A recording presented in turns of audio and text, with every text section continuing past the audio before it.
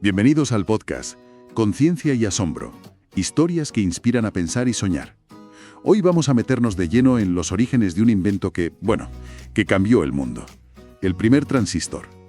Pero nos vamos a centrar en cómo funcionaba de verdad, que es algo que muchas veces se pasa por alto. Exacto. Y para entenderlo bien, nos hemos basado en un análisis muy detallado de la revista IEEE Spectrum. La idea es desentrañar la ciencia que había detrás de ese primer transistor, el de contacto puntual de 1947, ¿sabes? Ir un poco más allá de la anécdota. Perfecto, pues vamos a ello. A ver, antes del transistor, la electrónica se basaba en las válvulas de vacío. Funcionaban, sí, pero eran grandes, bastante frágiles y consumían muchísima energía. Muchísima. El gran objetivo era conseguir un amplificador de estado sólido, algo pequeño, robusto y que usara semiconductores. Y sobre todo se buscaba el famoso efecto de campo. Una idea que ya llevaba tiempo rondando, ¿verdad? Décadas, de hecho. Pero el avance importante llegó en los laboratorios Bell de AT&T en otoño del 47. Allí estaban John Bardeen y Walter Brattain, con William Shockley supervisando, y se encontraron con un hueso duro de roer. ¿El qué exactamente? Pues que había una capa muy extraña en la superficie del germanio que usaban. El germanio era el semiconductor. Y esa capa, digamos, bloqueaba el campo eléctrico que necesitaban para controlar la corriente. No funcionaba como esperaban. El germanio era tipo N, si no recuerdo mal, con electrones libres. Eso es, germanio tipo N con electrones extra. Pero ahí estaba el problema. Tenía una capa superficial finísima, pero de tipo P. O sea, una capa a la que le faltaban electrones, con lo que llamamos huecos, que actúan como cargas positivas. Esa capita era el obstáculo. ¿Y la solución que encontraron? Bueno, vista hoy parece casi de bricolaje, ¿no? Totalmente.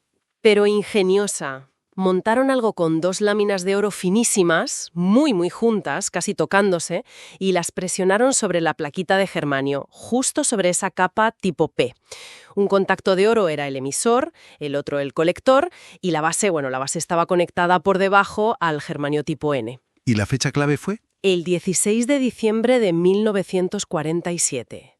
Ese día, aquello funcionó. Amplificó una señal. Increíble. Pero, ¿cómo? ¿Cómo se producía la amplificación? Ahí está la amiga. Pues aquí viene lo curioso, y como dice el artículo, ni ellos mismos lo entendían del todo al principio. A ver, el emisor, con un poquito de voltaje positivo, inyectaba esos huecos, las cargas positivas, en la capa superficial tipo P. ¿Vale? Esos huecos se movían, se difundían lateralmente por esa capa, y el colector, que tenía un voltaje negativo más grande, pues atraía a los huecos que pasaban cerca de él. Entiendo el movimiento de huecos. ¿Pero dónde está el truco de la amplificación? El truco, digamos, estaba en que la llegada de esos huecos cerca del colector modificaba la zona justo debajo de él. Reducía la barrera eléctrica de la unión PN que había entre la capa superficial y la base de germanio N. Ah, o sea, como abrir una compuerta. Exacto. Al bajar esa barrera permitía que fluyera una corriente mucho mayor desde la base de germanio tipo N hacia el colector.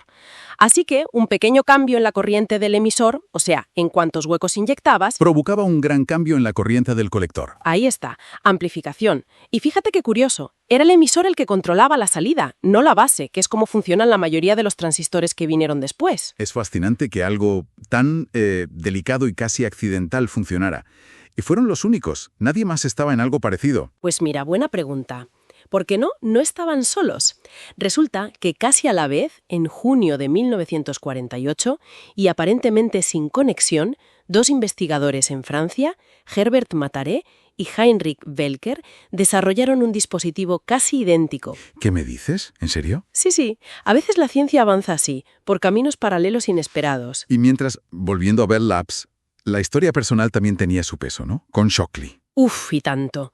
William Shockley, que era el jefe del equipo, al parecer se sintió bastante frustrado por no haber participado directamente en el invento de Bardeen y Brattain y no estar en esa patente original. Se quedó fuera. Se quedó fuera, sí. Y reaccionó rápido. Se puso a trabajar como un loco y en enero de 1948, poquísimas semanas después del éxito del transistor de contacto puntual, diseñó él solo el siguiente gran paso, el transistor de unión bipolar, el BJT. Que ya era un diseño diferente, más pensado quizá. Sí, era un concepto distinto. El BJT se basaba en controlar la corriente a través del volumen del semiconductor. con estructuras tipo NPN o PNP, no solo en esa cápita superficial.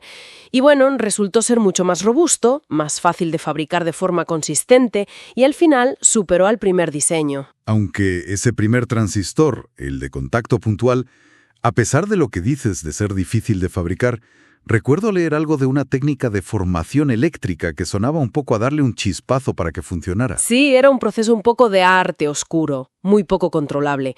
Pero aún así, se fabricó y se usó. ¿En qué cosas? Pues mira, se usó en los primeros audífonos transistorizados, en algunas computadoras primitivas como la Tradic de Bell Labs, e incluso RCA lo probó en un prototipo de televisor. Se siguió fabricando hasta bien entrados los años 60. Pero el BJT le comió el terreno. Claramente. El BJT se convirtió en el estándar, en la base de los primeros circuitos integrados, los chips, hasta que llegó otra revolución. ¿Los MOSFET? Exacto. Los MOSFET, que son los que usamos masivamente hoy en día en todos los procesadores y memorias. Y curiosamente, los MOSFET sí que funcionan basados en ese efecto de campo que Shockley había imaginado originalmente, décadas atrás, cerrando el círculo, en cierto modo. Entonces, si hacemos balance, ¿qué nos enseña esta historia del primer transistor? Más allá de la tecnología en sí. Pues yo creo que nos enseña que las grandes revoluciones tecnológicas no siempre nacen perfectas ni completamente entendidas. A menudo surgen de la experimentación, de la necesidad, casi por accidente. Y con una buena dosis de factores humanos por medio. Competencia, frustración, rivalidad. Totalmente. Demuestra que el progreso científico no es una línea recta y limpia. Hay tropiezos, hay caminos paralelos, hay complejidades que tardan en entenderse. El momento eureka a veces viene con un montón de preguntas detrás. Es un buen recordatorio de que detrás de cada chip, de cada dispositivo que usamos, hay historias fascinantes, humanas y científicas. Y nos deja pensando, ¿no? ¿Cuántas otras tecnologías que damos por sentadas tendrán detrás historias parecidas? Historias de comienzos inciertos, de desarrollos inesperados, de complejidades que simplemente hemos olvidado o nunca llegamos a conocer del todo.